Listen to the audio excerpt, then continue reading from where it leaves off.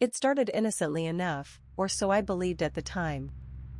As a small business owner, I was recently presented with an incredible opportunity to expand my boutique shop in Atlanta, necessitating a brief trip to Seattle. My two cherished cats, Whiskers and Mittens, required constant attention, so I hired Clara, a highly recommended pet sitter. Clara had glowing reviews online, accompanied by heartwarming photos with various pets, and she seemed trustworthy. The arrangement with Clara quickly felt like the perfect fit. She was delightful during our initial meeting, playing with Whiskers and Mittens in a way that made it clear she understood my concerns about leaving them with a stranger.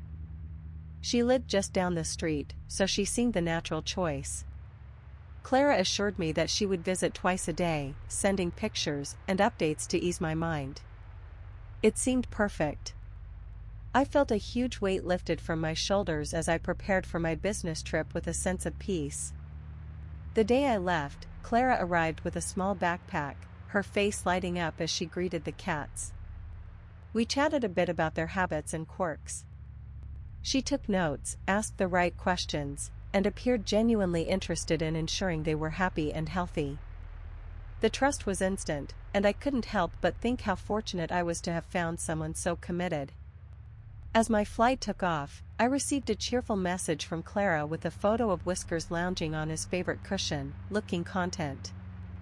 All seemed well. But soon enough, things started to feel off. At first, it was subtle. The updates from Clara came sporadically. Some days there were pictures of Mittens that were slightly out of focus, captions claiming she'd been playful as ever. Other times, I'd get a video that seemed hastily taken.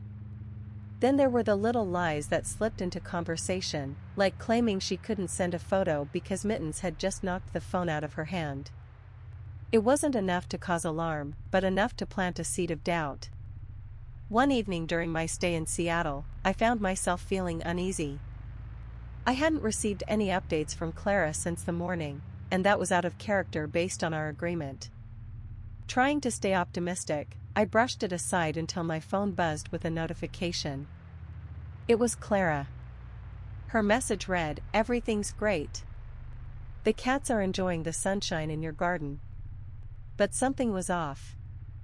My neighbor, who watched over things while I was away, texted me with a question that made my heart skip a beat. "Are you home? Saw your cats peeking through the window." My heart sank. How could they be inside and outside as Clara claimed? My mind raced with fears of neglect, or worse. I called Clara under the guise of friendly chat, but she didn't answer. Instead, she texted back minutes later, claiming she was in the middle of cleaning up another playful mess Mittens had made. I wasn't buying it. The discomfort in my gut grew, but what could I do from across the country? When I got back home from the trip, my worst fears materialized. Whiskers and Mittens looked miserable, their usually vibrant eyes dull. The litter boxes were overflowing, and the house reeked of neglect. There was no evidence Clara had been there as often as she claimed, except for a few untouched containers of cat food. I felt betrayed, not just for myself, but for my innocent pets who relied on her care. Desperate for answers, I checked the feed from the cameras I had hidden throughout the house. The reality was worse than I had imagined. Clara had only visited once in 3 days, spending just enough time to snap a few pictures before leaving. The rest of her updates were complete fabrications, meant to placate me while she was off enjoying her leisure time. The weight of betrayal was immense. I spent sleepless nights, haunted by the image of Mittens meowing for attention she never received, or Whiskers pawing at the barely filled food bowl. It was more than just the absence of her promised presence, it was the blatant disregard for lives in her care. I felt broken, racked with guilt for having trusted her and anger boiling just beneath the surface. Determined not to let Clara get away with this, I decided to fight back. I wasn't going to let her continue this deceit with other unsuspecting pet owners. No more sleepless nights, it was time for action. First, I needed undeniable proof. Clara's texts and the camera footage painted a clear picture, but I needed more. I began by reaching out to other pet owners who had left glowing reviews on her profile. It took some sleuthing, but I managed to get in touch with a few. Carefully, I shared my story and asked if they'd ever experienced anything similar. To my shock, 2 people came forward with their own horror stories. They hadn't written about it publicly out of shame, feeling their situations were isolated incidents. With their testimonies, I compiled a darn case against Clara.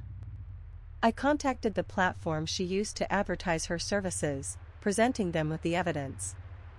I also shared everything with a local community group on social media to warn others. But that wasn't enough. I wanted a face-to-face confrontation. The plan was carefully orchestrated. I arranged a meeting with Clara under the pretense of discussing future sitting opportunities. In the meantime, I ensured my neighbor was on standby, someone I trusted deeply to back me up during the confrontation. When Clara arrived, she was all smiles, blissfully unaware of what awaited her. As we sat in my living room, I revealed the true reason for our meeting. Her facade crumbled as I laid out the evidence against her, the color draining from her face with each darn piece of proof. Clara sputtered excuses, but I cut her off, unveiling testimonial after testimonial, each one a nail in the coffin of her professional reputation. I made it clear that her deceit was no longer a secret. The climax of our confrontation came when I informed her that she was banned from the platform she relied on for work. Her eyes widened in disbelief. Clara's carefully constructed web of lies had finally unraveled, leaving her exposed and powerless. My neighbor, a respected figure in the community, confirmed everything in front of her, adding weight to my accusations.